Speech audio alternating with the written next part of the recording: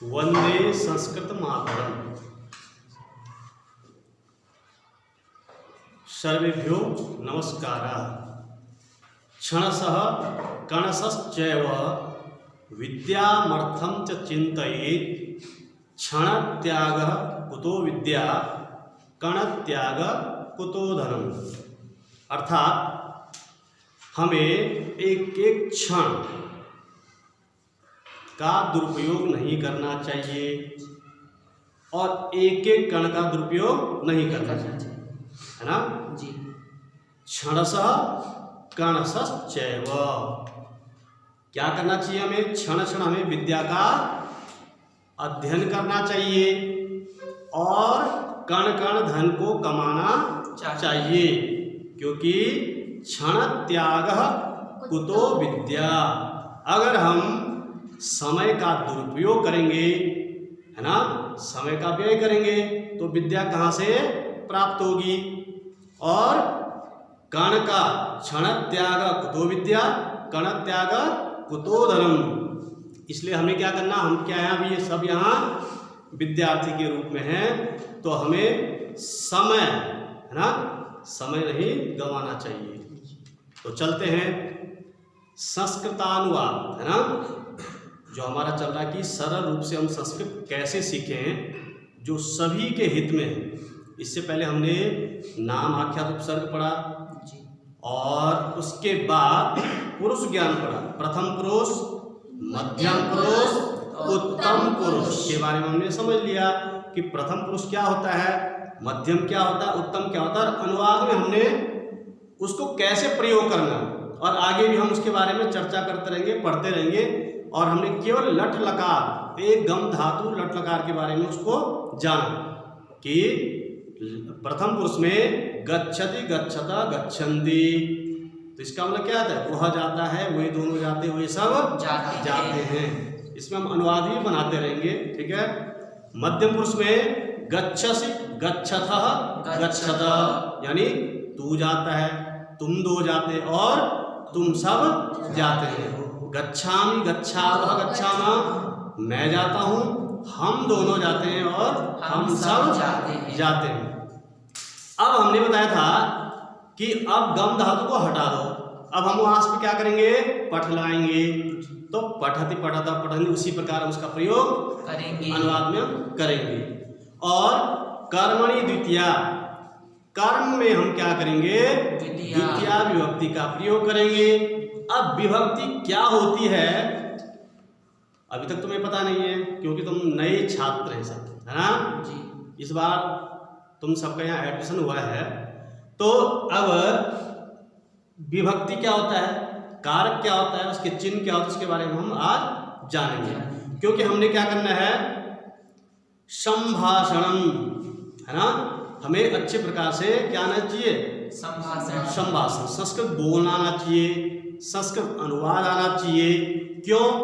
क्योंकि हमारा क्या है? संस्कृत विद्यालय। दूसरी बात, है ना, देववाणी संस्कृतम, कोई अंग्रेजी वाला है, विज्ञान वाला है, तभी हमें क्या आना चाहिए? संस्कृत आनी चाहिए। अब देखते हैं, पहली है विभक्ति।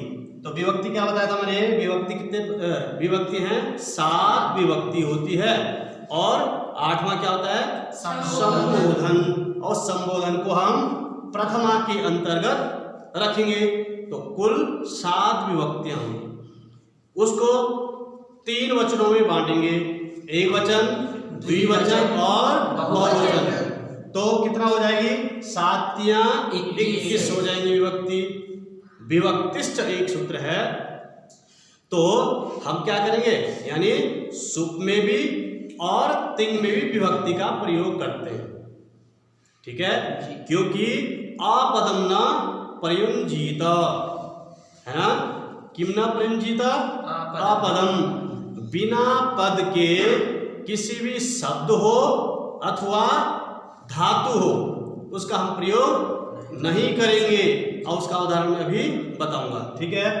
अब हम क्या पढ़े? विभक्ति। ये है कारक, तो कारक कितने होते हैं? 6 कारक होते हैं, ठीक है। यहाँ संबंध भी लिखा है, तो संबंध को हम कारक नहीं माने, तो 6 कारक क्या क्या है? कर्ता, कर्म च करणम, कर्ता कर्म च करणं संप्रदानं तथैव च अपादानाधिकरणं इत्याहु कारकाणि षट्। ये 6 प्रकार क्या होते हैं? कारक होते हैं। वही उनके चिन्ह दिए। अब हम इन चिन्हों के हिसाब से, है ना, कोई एक अकारांत लेते हैं। अगर हमने एक अकारांत इस चिन्हों के हिसाब से, है ना, हम अगर प्रयोग करते हैं तो उसी प्रकार के इकारांत, उकारांत, अन्य भी उसी हिसाब से हम कारक चिन्हों का प्रयोग करेंगे और अनुवाद में उसका प्रयोग करेंगे। जैसे भाई हिमालय से गंगा निकलती है, तो हिमालय से गंगा आ रही है ना जी। कोई विद्यालय से आ रहा है तो हम क्या करेंगे, वहां पर वहां अपादान हो जाएगा। और अपादान का चिन्ह क्या है? अलग से अलग, है ना, वहां से आ रहा है। तो हम क्या करेंगे, वहां कौन सी विभक्ति लगाएंगे? पंचमी विभक्ति का प्रयोग करेंगे। एक उदाहरण दिया था मैंने। अब उसी प्रकार देखेंगे प्रथमा, इसको हम क्या बोलेंगे? कर्ता। प्रथमा क्या होता है? कर्ता, सब्जेक्ट, ठीक है। और जब हम किसी भी अनुवाद का प्रयोग करते हैं तो सबसे पहले क्या आता है? सब्जेक्ट, कर्ता, है ना, यानी वहां कर्ता का हम प्रयोग करते हैं। अभी मैं बताऊंगा कर्तृवाच्य क्या होता है, कर्मवाच्य क्या होता है, भाववाच्य क्या होता है, ठीक है। तो प्रथमा क्या हुआ? कर्ता। उसका चिन्ह क्या करेंगे? ने। जैसे तुम्हें शब्द रूप तो याद है, जैसे बालक शब्द है, तो प्रथमा में बालक का रूप क्या चलेगा? बालकः, बालकौ, बालकाः, है ना। तो इसका मतलब ये कर्ता हो जाएगा। और हम क्या चिन्ह लगाएंगे? बालक ने। केवल एक बालक, दो बालक, बहुत सारे बालक, अथवा बालक ने, दो बालकों ने, बहुत सारे बालकों ने, ऐसा चिन्ह का प्रयोग करेंगे। आगे द्वितीया विभक्ति, ठीक है। इसको हम क्या बोलेंगे? कर्म। और इसका चिन्ह क्या हो जाएगा? को। जैसे बालकम, बालकौ, बालकान, तो क्या हो जाएगा? यानी बालक को, दो बालकों को और बहुत सारे को। तृतीया विभक्ति, ठीक है। और कारक क्या हो जाएगा? करण। और करण का चिन्ह क्या हो जाएगा? ने, से, के द्वारा। जैसे कोई बालक है तो बालक का तृतीया में क्या विभक्ति बनती है? विभक्ति में क्या रूप बनता है? बालकेन, बालकाभ्याम, बालकहि। तो बालकेन, यहाँ क्या हो जाएगा? बालक ने अर्थ भी आ जाएगा, है ना जी। जैसे अगर हम कर्मवाच्य में प्रयोग करते हैं तो क्या करते हैं? बालकेन गृहम गम्यते, है ना, तो यहाँ ने हो जाएगा, बालक ने या बालक के द्वारा। तो से का अर्थ भी आता के द्वारा अर्थ। जैसे मया कार्यम करणीयम, मेरे द्वारा कार्य किया जाना चाहिए, या मैं कार्य करता हूँ, ठीक है। या ये किसने लिखा? किसके द्वारा लिखा गया? तो इनके द्वारा, जिसके द्वारा उसमें तृतीय विभक्ति का प्रयोग हम करेंगे। तो एक वचन, द्विवचन, बहुवचन, यानी उस बालक ने या बालक के द्वारा, दो बालकों के द्वारा, बहुत सारे बालकों के द्वारा। चतुर्थी संप्रदान, और इसका चिन्ह क्या हो जाएगा? के लिए। जैसे हम बोलते हैं भाई उसके लिए दे दो, है ना, तो देने अर्थ में वैसे भी चतुर्थी विभक्ति होती है कारक के अनुसार। तो जैसे इस बालक को पुस्तक दो, तो वहां पर बालकाय क्या आएगा? बालकाय पुस्तकम ददातु। और इस शब्द में, है ना, इस सर्वनाम हुआ, इसमें भी चतुर्थी विभक्ति, एतस्मै बालकाय पुस्तकम ददातु। तो चतुर्थी संप्रदान, ठीक है।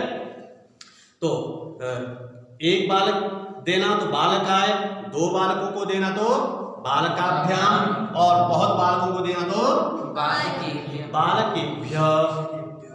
अवगतम। पंचमी विभक्ति अपादान, से अलग होने अर्थ में, वृक्ष से पत्ता गिरता है, ठीक है। अहम गृहात् आगच्छामि, हिमालयात् पत्रम पतति। तो सब में क्या हो रहा है, अलग हो रहा है ना कोई भी चीज, तो ये क्या हो जाएगा, अपादान से अलग होने अर्थ में। ठीक है, इस अर्थ में हम पंचमी का प्रयोग करेंगे किसी में। तो बालका, बालकाभ्याम, बालकेभ्य, है ना, भाई उस बालक से लाओ, उस बालक से, तो हम पंचमी का प्रयोग करेंगे। षष्ठी क्या होता है, तो इसमें का के की और रारेरी ऐसा प्रयोग करेंगे। ठीक है, तो जैसे बालकस्य, बालक का, बालक के, बालक की, मेरा, मेरी, मेरे, है ना। जैसे मैंने कहा मम नाम, तो मम नाम, मम शब्द कहाँ बनेगा, षष्ठी विभक्ति के एक वचन में, तो इसलिए तो मेरा शब्द आया वहां, क्योंकि चिन्ह के अनुसार हम इसका प्रयोग करेंगे। तव यानी तेरा, ठीक है। और उसी प्रकार बालका, बालकस्य, बालक का, बालक के, बालका नाम बहुत सारे बालकों का। ठीक है, षष्ठी विभक्ति आ गई। सप्तमी विभक्ति का प्रयोग कैसे करेंगे, यह अधिकरण कारक है, और में, पे, पर। अब सप्तमी विभक्ति में क्या बनता है, बालके, बालकयो, बालकेषु। तो बालक में, भाई बालक में कुछ गुण है या कुछ दुर्गुण है, तो इसमें हम सप्तमी विभक्ति का प्रयोग करेंगे बालक में। या फिर हमारे विद्यालय में कार्यक्रम है, तो विद्यालये अद्य, क्योंकि आधारो अधिकरणम, आधार में अधिकरण होता है और अधिकरण में सप्तमी विभक्ति का प्रयोग करेंगे। ठीक है, जैसे पुस्तक पर मेज है, वो मेज पर पुस्तक है, तो मेज क्या हुआ, आधार, तो आधार में अधिकरण और उसमें सप्तमी विभक्ति का प्रयोग करेंगे।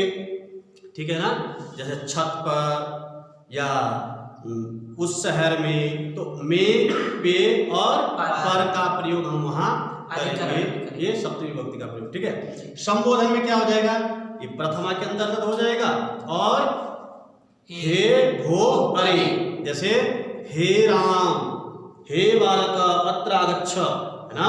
जैसे दूरात् धूते च, हम दूर से अगर किसी को पुकार रहे हैं, बुला रहे हैं, तो हम संबोधन का प्रयोग करेंगे। हम केवल ये नहीं बोलेंगे कि राम आ जा, क्योंकि वो दूर है। हे राम यहाँ आओ, है ना, तुम हे, अरे भो कुत्र गच्छति, थोड़ा दूर है, अरे कहाँ है, आ जाओ इधर। तो संबोधन में इसका प्रयोग करेंगे। तो इसमें कोई समस्या तो नहीं है। तो छात्रों कुछ क्रिया के अनुसार वो कुछ नियम बता रहा हूं, जैसे कर्ता, कर्ता क्या है, बालक, बालक। अब ध्यान क्या रखना है, कुछ जो नियम है उन नियमों के बारे में जानकारी करेंगे। जैसे अनुवाद में अगर कर्ता एक वचन है, तो क्रिया भी एक वचन की होगी। अगर प्रथम पुरुष है, तो क्रिया भी प्रथम पुरुष की होगी, यानी कर्ता के अनुसार क्रिया बदली जाएगी। यहां पर हम बालकों के स्थान पे क्या करेंगे, बालका, तर्हि क्रिया की भविष्यति गच्छन्ति, यानी इसको हम कर्तृवाच्य भी कह सकते हैं। क्या बोल सकते हैं, कर्तृवाच्य। कर्तृवाच्य, कर्तृवाच्य का अर्थ क्या होता है, कर्ता के अनुसार क्रिया बदली जाएगी।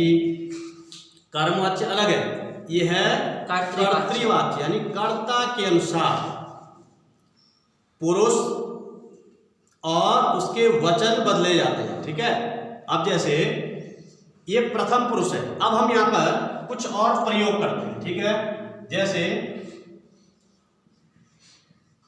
अहम, यहां पर क्रिया क्या होगी, अब गच्छामि, क्यों होगी, उत्तम पुरुष एक वचन, क्योंकि अहम ये शब्द जो है ये उत्तम पुरुष के लिए हम प्रयोग करते हैं। ठीक है जी, और इसको अंग्रेजी में क्या बोलते हैं, फर्स्ट पर्सन, अब फर्स्ट पर्सन के अनुसार उसकी क्रिया भी उसी प्रकार हम बदलेंगे। ठीक है, तो क्या हो जाएगा यहाँ पर? गच्छामि। गच्छामि। एक और उदाहरण देखते हैं, त्वम। अब त्वम क्या होता है?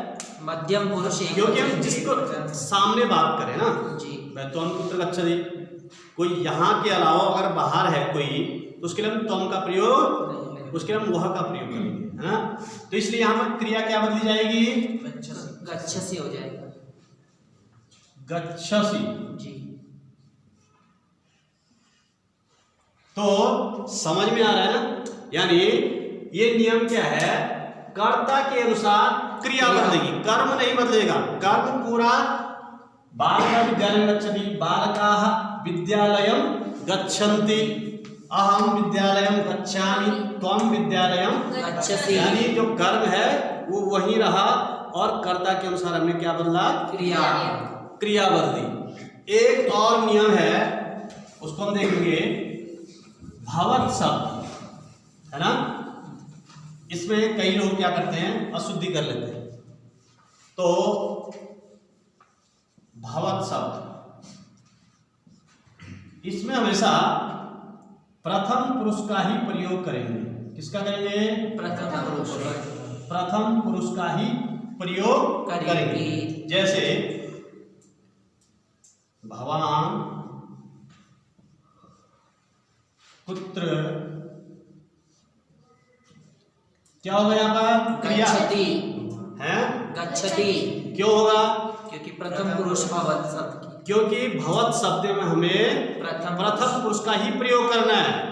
यद्यपि आप तो हमारे सामने हैं, मध्यम पुरुष। तो हमें वहां मध्यम पुरुष का प्रयोग करना चाहिए, और करते हैं कई लोग, तो ये क्या है? अशुद्ध हो जाए। तो भगवान पुत्र गच्छसि न होकर क्या हो जाएगा यहाँ पर? गच्छति।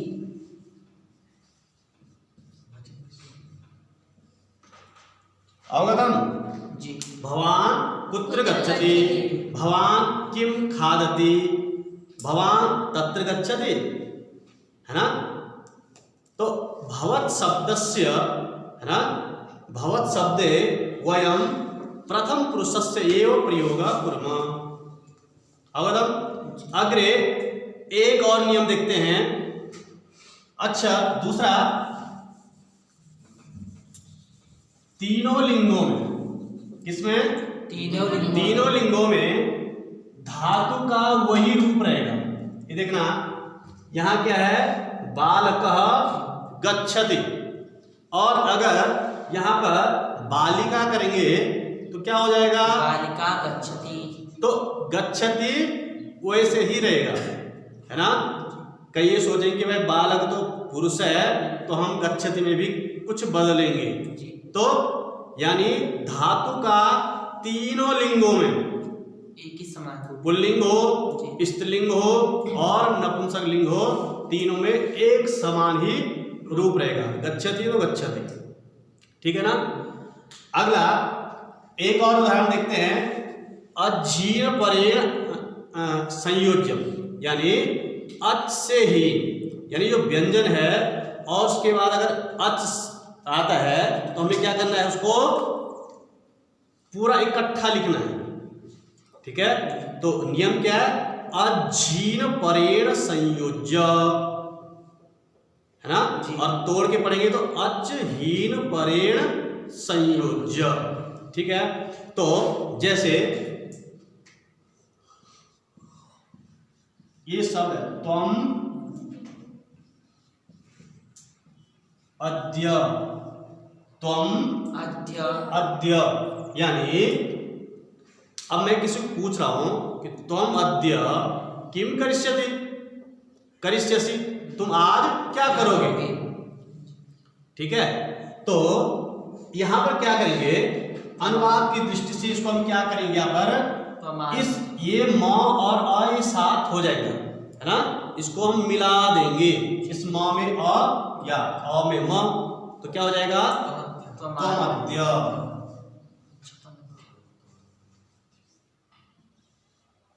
ठीक है, तो तोमध्य यानी इसको साथ में लिखा, अजीर्ण परेण संयोज्यम, यानी व्यंजन जो है आगे के स्वर में मिल जाएगा। ये जो व्यंजन है म, ये आगे के स्वर यानी अ में क्या हो जाएगा, मिल जाएगा। अवगतम। तो ऐसे कई उदाहरण, और उदाहरण बताओ जरा, और उदाहरण होंगे ऐसे, जैसे यूयम, त्वम युवाम यूयम, इदानीम,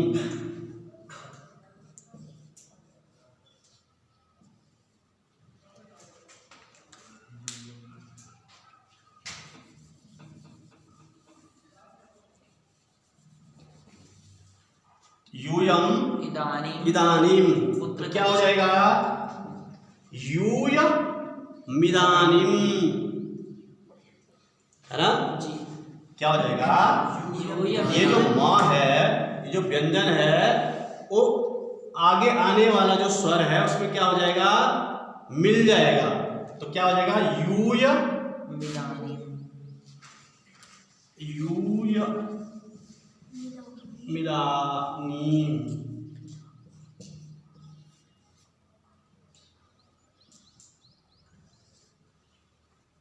समझ गए। जी। यूयम इदानीम कुत्र गच्छथ, तुम सब अभी कहाँ जा रहे हो। अगला एक और नियम बताते हैं, जैसे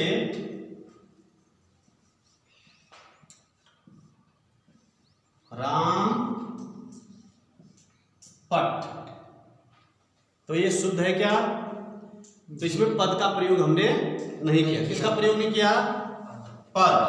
और पद क्या होता है, कल हमने लघु सिद्धांत में इसको पढ़ा, पढ़ा, सुप्तिगंतम पदम, यानी सुबंतम तिङंतम च पदस्य। तो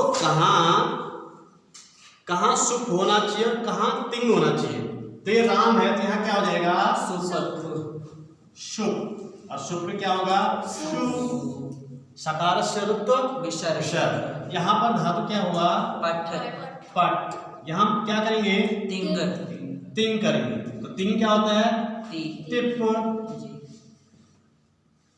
यानी हमने तिप का प्रयोग करेंगे, तिप विभक्ति, तो क्या हो जाएगा, पठति। बाकी उसके आगे जो है अन्य सूत्रों के द्वारा कर्तरी सपा की, है ना, तो पठति रूप बन जाएगा।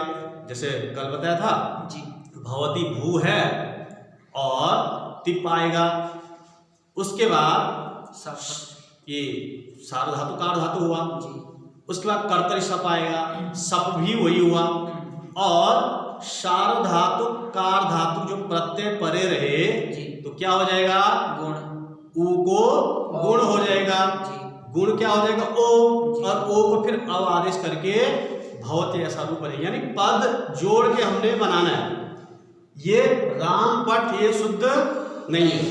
हमने क्या करना है, राम में भी पद जोड़ा सु, और पट में भी टिप जोड़ा। ठीक है भैया, हम मिप करेंगे तो पठामी हो जाएगा, ठीक है, सिप करेंगे तो पठसी हो जाएगा। इस प्रकार हमने क्या करना है, प्रयोग सीखना है। ठीक है, तो इस प्रकार हमारा अनुवाद अच्छा हो जाएगा। शनैः शनैः वयं संस्कृतेन अपि संभाषणम् अपि कर्तुं शक्नुमः, है ना, अनया रीत्या। अतः प्रत्येकस्मिन् दिने भवन्तः सर्वे लघु लघु वाक्यानि, है ना, आदाय बस परस्परम वार्तालापं कुर्वन्तु, है ना। तो आज के लिए इतना ही, ठीक है।